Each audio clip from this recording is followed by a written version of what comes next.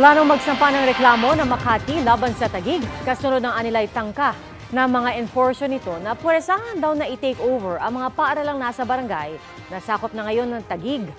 Ang sagot ng Taguig LGU sa pagtutok ni Jamie Santos. Pero paano naman po ang mga magulang? Kami po ang lubos na naiipit ang kapakanan ng aming mga anak, mga estudyante. Kabilang ito sa mga tanong ng ilang magulang na mga mag-aaral sa Rizal Elementary School na isa sa mga malilipat sa Taguig LGU mula sa Makati LGU. Sabi ng Federation of Makati Parents and Teachers Association, yan ay matapos daw biglang may dumating na security ng Taguig LGU at isang nagpakilalang principal sa paaralan kahapon.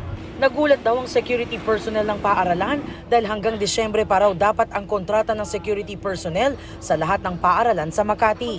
At wala raw itong naipakitang kaukulang dokumento sa mga ito. Yung principal po na iyon ay galing sa District 1 ng Makati at na-reassign sa District 2. So hindi pa po siya naipakilala sa mga security guards. Nung pupunta po siya kahapon ay hindi po siya napapasok dahil po hindi po siya kilala. Pangamba po namin sa aming mga anak.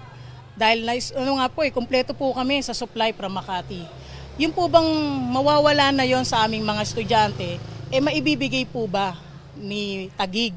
Bantay sarado ngayon ng mga magulang at mga otoridad ng Makati at Taguig LGU ang naturang paaralan. Sa pahayag ng Makati LGU, kinokondena nila ang anilay tangkang puwersahang pag-take over ng mga enforcer ng Taguig Public Safety Department. Plano raw magsampa ng Makati ng kaukulang kriminal at administrative charges para daw sa boundary restriction ang desisyon ng Korte Suprema. At hindi anila nililipat sa Taguig ang ownership ng mga pag-aari ng Makati LGU. Sagot naman ng Taguig LGU, batay sa DepEd NCR Memorandum Order 2023-735, ililipat na ang pamamahala at superbisyon sa 14 na eskwelahan mula sa DepEd Division of Makati patungong Dibisyon ng Taguig Pateros. Naghahanda na raw ang Taguig Pateros DepEd sa pasukan at nagpatulong sila sa Taguig LGU na masiguro ang seguridad doon. Pero binarikadahan anila na Makati LGU ang mga pampublikong eskwelahan at kalye sa mga apektadong barangay na territorial dispute. Kinukundina ng Taguig LGU ang mga pahayag ng Makati City Administrator, pati ang banta ng pagkakaso.